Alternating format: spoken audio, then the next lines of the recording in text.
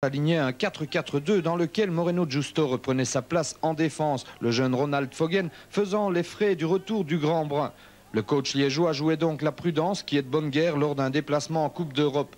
Visiblement, les conditions météo et le terrain gorgé d'eau avantageaient les Norvégiens qui, dès la 6e minute, se créent une occasion. Christiansen lance très bien en profondeur Gunnar Haas qui s'infiltre dans le rectangle, obligeant Munaron à intervenir avec beaucoup de détermination.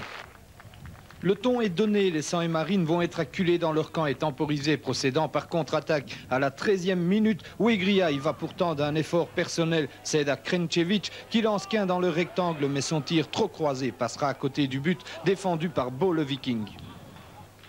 Ce n'est que partie remise puisque moins d'une minute plus tard, sur dégagement de Munaron, le ballon parvient à Krenčević qui à la retourne cède sur le flanc gauche à Boffin. Le petit Limbourgeois plonge dans le dos de Christiansen et il va d'un tir au ras du sol que Bo ne peut qu'effleurer avec son postérieur. Le ballon franchira la ligne malgré le retour du défenseur Ingre Boe et l'arbitre écossais George Smith validera le but à juste titre. Liège mène 0-1 sans avoir, il faut bien l'avouer, convaincu les observateurs présents. Après ce but, les Rouges et Bleus vont temporiser, aidés en cela par l'imprécision des passes dans les rangs des Vikings. Il faudra attendre la 26e minute pour voir Malbassa profiter d'un mauvais contrôle de Christiansen. Le Yougo lance parfaitement Boffin dans le centre aérien, est intercepté par Bo devant Krenčević.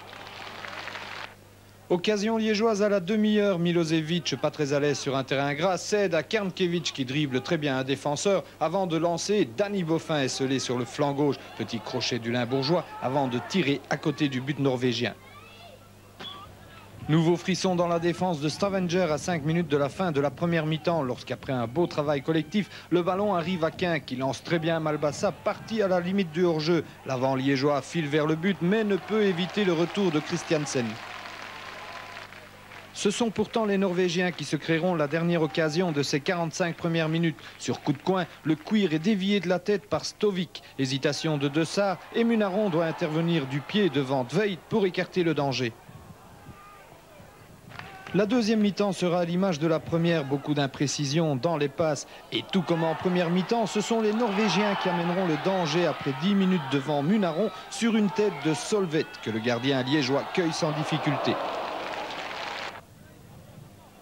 Nouvelle alerte pour les Sangs et Marines à la 75e. Storvik récupère le ballon dans le rectangle liégeois et au milieu de 5 joueurs parvient à placer un tir obligeant Munaron à se coucher. Une minute plus tard, les Liégeois vont enfin pointer le nez devant la cage norvégienne. Ernest, entré au jeu en lieu et place de Boffin, s'empare du cuir dans son camp, file dans son style bien particulier, s'enfonce dans le camp norvégien avant de céder le ballon à Eddie Kernkević, mais Bo intervient du pied devant l'attaquant australo-liégeois. Les Norvégiens ne se découragent nullement et 5 minutes plus tard, il faudra une très bonne intervention de Jean-François Dessart devant Tveit pour éviter l'égalisation. Visiblement, les joueurs des deux camps sont physiquement éprouvés, tous sauf un. Luc Ernest qui, à 5 minutes de terme de la rencontre, s'empare du ballon à l'entrée du rectangle, se défait de pas moins de 5 défenseurs avant de placer le cuir entre les jambes de l'infortuné Bo. 0-2 pour Liège, première partie du contrat remplie, mais on peut dire sincèrement que les dieux Thor et Odin étaient rouges et bleus hier soir.